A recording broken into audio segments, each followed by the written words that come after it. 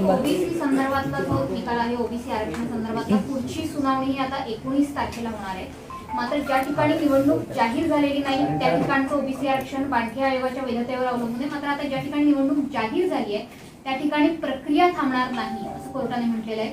कसं पाहताय या सुनावणीकडे आणि आगामी सुनावणीकडनं काय अपेक्षा आहे?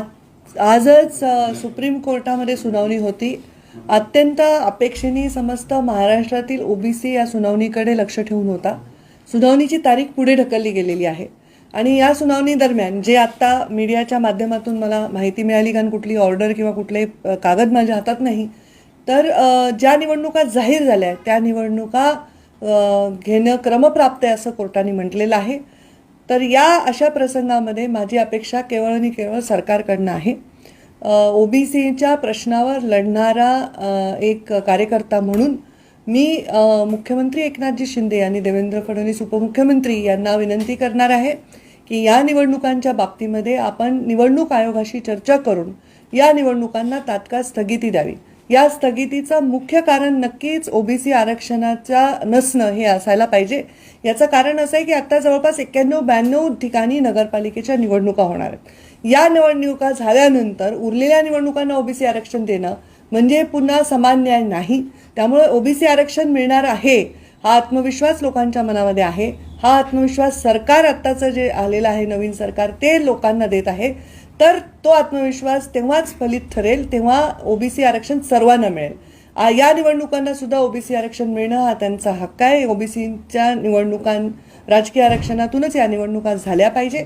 त्यामुळे मला असं वाटतं की निवडणूक आयोगाशी उपमुख्यमंत्री आणि मुख्यमंत्री यांनी चर्चा केली पाहिजे आणि त्यांनी या निवडणुकांना तात्काळ स्थगिती दिली पाहिजे आणि या निवडणुका ओबीसी आरक्षणासहितच घेतल्या पाहिजे. ही मागणी आमची मागच्याही वेळी होती, आताही आहे. या मागणीमध्ये काही बदल होणार नाही. ओबीसी आरक्षणाशिवाय या निवडणुका नाही झाल्या पाहिजे ही आमची आग्रहाची भूमिका आहे. मी स्वतः उपमुख्यमंत्री देवेंद्रजी फडणवीस यांनाही बोलले, मी सन्माननीय मुख्यमंत्र्यांनाही बोलण्याचा प्रयत्न करत आहे की या निवडणुकांना स्थगित करण्यासाठी निवडणूक आयोगाशी त्यांनी चर्चा करावी. 96 नगर परिषदा जवळपास आहेत राज्यात. या पूर्वीचा अनुभव पाहिला तर अनेकदा म्हणजे ओबीसी आरक्षणाशिवाय निवडणुका पार देखील पडल्या, पण त्यावेळी पक्षांनी एक पवित्रा घेतला होता. खास करून आता काल राष्ट्रवादीने असा पवित्रा घेतला की आम्ही 27% जागा या ओबीसीला आरक्षित करू, पण निवडणुका होऊ पण द्याव्यात असा कुठतरी त्यांचा देखील प्रयत्न दिसतोय. येत्या काळात देखील असाच जर काही प्रयत्न झाला तुम्ही यासाठी समाधानी असाल? कारण ऐनवेळी जर निवडणूक रद्द करायची वेळ आली किंवा पुढे ढकलण्याची वेळ कायदेशीर अडचण होऊ शकते. या बाबतीत नेमकी काय भूमिका असणार? मला वाटत नाही की या बाबतीमध्ये कुठलंही कॉम्प्रोमाइज केलं गेलं पाहिजे. या निवडणुकांना स्थगित करण्यासाठी अनेक गंभीर कारण आहेत. अतिवृष्टी झाली, अनेक लोकांचा बळी जातोय, रस्त्यावरनं पाणी जातंय, मुलांना शाळेत जाता येत नाहीये, महापूर येतोय, पूर येतोय, हे अनेक गंभीर कारणं आहेत. पण ओबीसी आरक्षण सुद्धा तेवढंच गंभीर कारण आहे. हे सगळे कारणं समोर ठेवून या निवडणुका थांबवून या निवडणुका ओबीसी आरक्षणासहित घ्यायला पाहिजे. मागच्या सरकारने वेळोवेळी विश्वास दिला, पण आत्ताचं सरकार आल्यामुळे आमचा विश्वास दुणावलाय की हे सरकार ओबीसींच्या हिताचं सरकार आहे. ओबीसी आरक्षण देण्याची त्यांची मानसिकता आहे. ओबीसी आरक्षणाचा विषय त्यांनी पूर्वी हाताळलेला आहे. ते लवकरात लवकर ओबीसी आरक्षणाचे निर्णय घेतील आणि ओबीसी आरक्षण देतील. तोपर्यंत निवडणुका होऊ नये. तरी मात्र ज्या तारखा आलेल्या तारखांच्या वरती आरक्षण मिळवणं कठीण दिसून येते, कारण की इम्पिरियल डेटा असेल हा सादर केला नाही, त्याच्यामुळे ह्या सगळ्या तारखा लागल्या. आता 19 मात्र निवडणुकीचे अर्ज उद्यापर्यंत भरायचे, त्यामुळे काही अर्ज देखील दाखल झाले, त्यामुळे अशी प्रक्रिया थांबवता येत नाही असं कोर्ट म्हणतं. डायरेक्टली कोर्टाचं म्हणणं उचित आहे, कारण कोर्ट हे सुप्रीम आहे, कोर्ट हे सर्वाच्या वर आहे. पण ह्याच्यामध्ये मार्ग काढणं हे सरकारचं कर्तव्य आहे. आणि 18 तारखेला निवडणुकांचे फॉर्म भरण्याच्या तारीख आलेली 18 जुलै. अशा कारणामुळे, गंभीर कारणामुळे, विविध कारणांमुळे या निवडणुका थांबाव्या याच्यासाठी सरकारने प्रयत्न केले पाहिजे असं माझं मत आहे. कोर्टात आज सरकारच्या वतीने वकिलांनी जी बाजू मांडली होती त्याच्यामध्ये त्यांनी प्रयत्नही केला की अतिवृष्टी असेल किंवा इतर कोरोना साथीसारखी गंभीर आजार असतील त्या कारणांमुळे या निवडणुका पुढे ढकलल्या जाव्यात. मात्र त्याला सुद्धा फारसे यश येताना दिसत नाहीये. एकदा नोटिफिकेशन निघालं मग निवडणुका कशा थांबवायचा असा थेट सवाल कोर्टात आहे. हा सर्वस्वी निवडणूक आयोगाशी चर्चेचा विषय आहे. आजचा विषय कोर्टामध्ये जो होता तो ओबीसी आरक्षणाच्या संदर्भातला असल्यामुळे कोर्ट त्याच्यामध्ये डिव्हिएट नक्कीच होणार नाही. हा विषय संपूर्णपणे निवडणूक आयोगाशी चर्चा करण्याचा आहे. निवडणूक आयोगाशी सरकारने चर्चा करावी. मला वाटतं बऱ्याच जिल्ह्यातून जिल्हाधिकाऱ्यांनी आणि विविध म्हणजे संस्थांनी, ज्या लोकल संस्था निवडणुकीमध्ये इन्व्हॉल्व्ह असतात, त्यांनी सांगितलेलं आहे की अशा परिस्थितीमध्ये निवडणुका घेणं शक्य होणार नाही.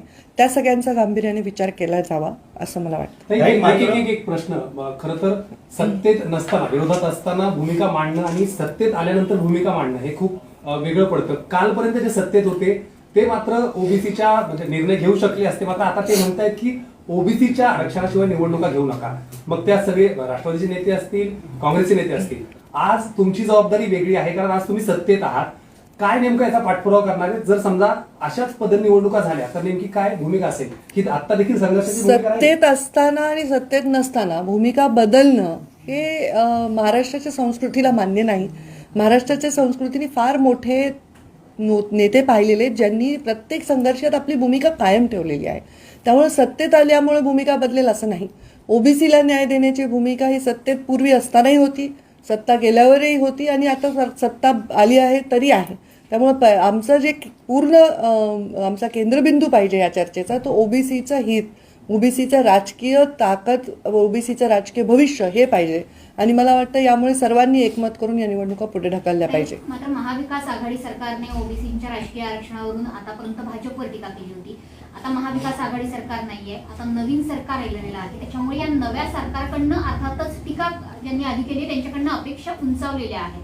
त्यामुळे तुम्ही अपेक्षा करताय की निवडणुकींना स्थगिती द्यावी, मात्र त्यात यश आलं नाही तर पुढे काय असा प्रश्न निर्माण होतो. महाविकास आघाडी सरकारने वेळेवर पावलं न उचलण्यामुळे ही वेळ आली आहे ओबीसीच्या आरक्षणावर, हे त्रिकालबाधित सत्य आहे.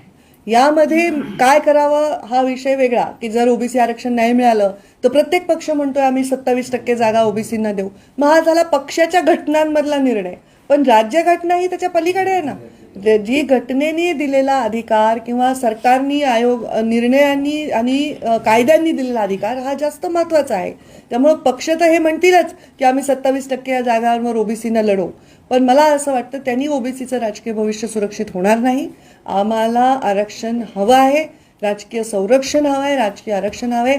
आणि आता अपेक्षा दुणवल्या आहेत. सरकार याच्यामध्ये नक्कीच मला वाटतं हस्तक्षेप करेल आणि सकारात्मक निर्णय येईल अशी माझी अपेक्षा आहे. ओबीसी आरक्षण को लेकर के जिस तरीके से मराठीमध्ये शेवटचा प्रश्न, ताई, निवडणूक आयोगाने ज्या पद्धतीने कोर्टाने सांगितलं होतं की निवडणूक घ्या, तर पावसाचा अंदाज घेऊन निवडणूक जाहीर करा, निवडणूक आयोगाने देखील घाई केली असं वाटतंय का? कारण की गेल्या 2 वर्षातला पाऊस बघता, अतिवृष्टी बघता, हा निवडणूक आयोगाने घेतलेला, मला असं वाटतं कारण निवडणुका ऑलरेडी प्रलंबित आहेत, ऑलरेडी बऱ्याच ठिकाणी प्रशासक नेमले गेले आहेत.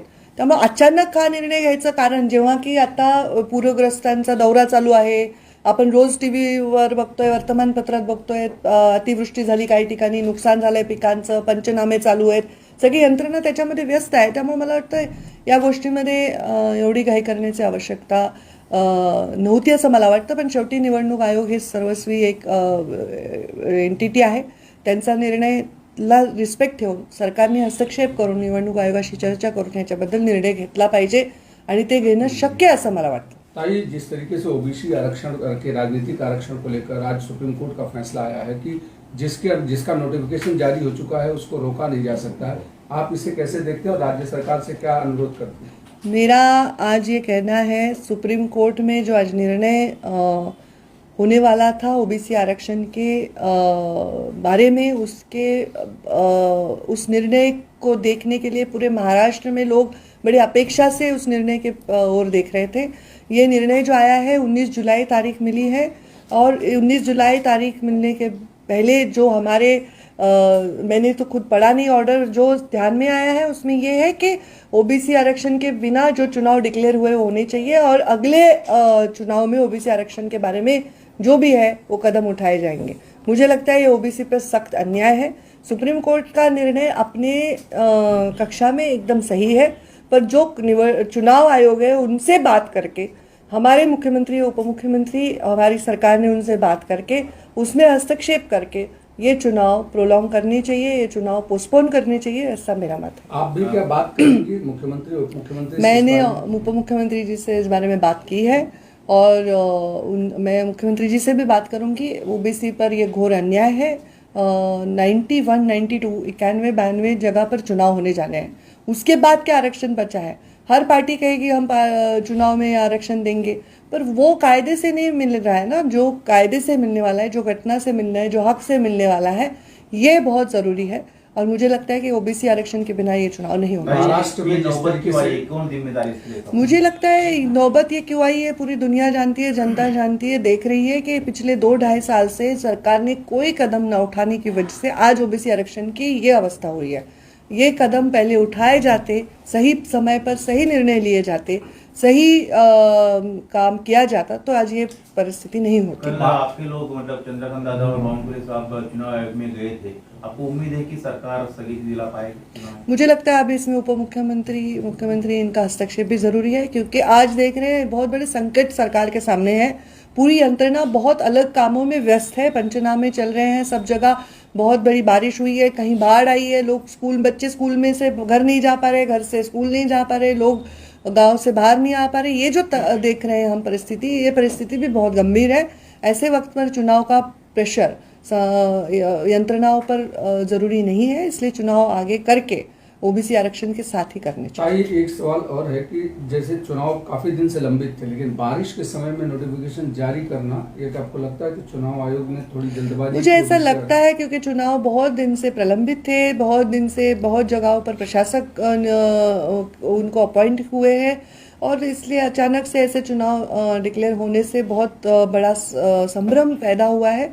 लोग भी बहुत परेशान हैं, अपने अपने परेशानियों में घिरे हुए। कहीं पानी नहीं बरसा है, कहीं पानी बहुत ज़्यादा बरसा है, लोगों का अनाज हाथ से चला गया है, किसानों के सामने इतने बड़े प्रश्न हैं, बाढ़ आई है, गांव में बहुत सारे प्रश्न, गांव शहरों में पानी घुस गया है।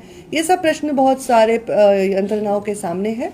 इसलिए मुझे लगता है कि चुनाव आयोग ने अभी निर्णय लिया, वो उनके कक्षा में लिया है, पर इसमें सरकार को हस्तक्षेप करना चाहिए और सबके हित को सामने रख के ओबीसी आरक्षण के साथ ही ये चुनाव होने चाहिए। मला एक राजकीय प्रश्न वेगळा.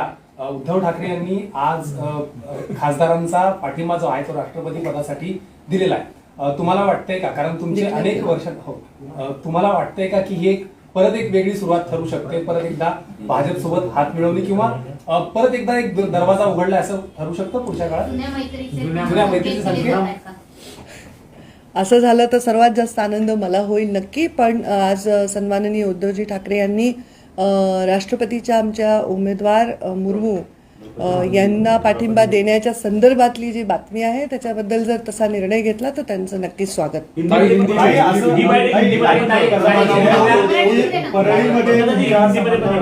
मंदिरामध्ये देखील भाविक आहेत, म्हणजे जे नागरिक आहेत ते तुम्हाला मंत्रिमंडळात स्थान मिळावं, आमदारकी मिळावी, मंत्रिमंडळ विस्तारासंदर्भात अनेक ठिकाणी नाव यावं यासाठी पूजा आणि सगळ्यांची इच्छा आहे. काय याबद्दल काय तुमचा प्रश्न? हमारा प्रश्न ऐसा है कि जिस तरीके से मुर्मू को लेकर के शिवसेना के सांसदों ने कहा है कि मुर्मू को सपोर्ट किया जाना चाहिए और उद्धव ठाकरे उस पर सकारात्मक है, इसको कैसे देखते हैं? जो निर्णय हर पार्टी करती है, अपने पार्टी के बारे में निर्णय किसको सपोर्ट करना है, किसको नहीं सपोर्ट करना है, उनका अंतर्गत विषय है। पर मुझे लगता है जो कैंडिडेट हमने दिया है, मुर्मू जी जो राष्ट्रपति के कैंडिडेट है हमारे, वो एक अत्यंत आदर्श कैंडिडेट राष्ट्रपति के दिए गए हैं, तो इसलिए उनको सपोर्ट करना और उनको सपोर्ट मांगना ही हमारा बनता है। अगर शिवसेना ऐसा निर्णय लेती है, अगर उद्धव जी ठाकरे ऐसा निर्णय लेते हैं, तो जरूर ये इस बात का स्वागत करना क्या पुराना अलायंस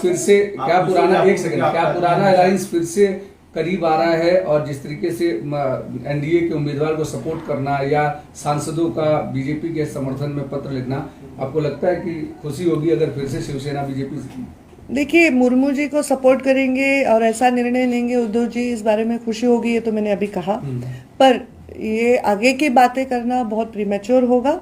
कौन सी पार्टी किसके साथ अलायंस करेगी, चुनाव में क्या होगा, आजकल के देखते हुए मुझे लगता है इसके बारे में इतना जल्दी भाष्य करना जरूरी नहीं है, आवश्यक नहीं है।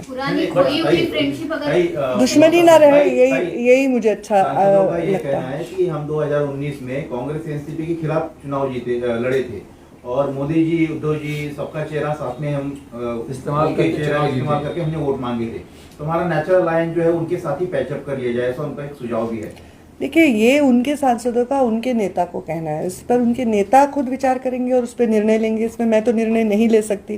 पर मैंने जैसे कहा कि आज देश के हित में एक विचारों की पार्टियां एक छत के अंदर हो, एक साथ जुड़ी हुई हो, तो वो एक ताकत बढ़ती है, क्योंकि ऐसे विचारों से जनता की ताकत बढ़ती है। एक ऐसे सारे विचार सरना के लोग एक साथ आएंगे तो ज़रूर एक ताकतवर सरकार बनती है। जनता को न्याय देने की भूमिका में वो बहुत अच्छा कदम रहेगा, ऐसा मुझे लगता है।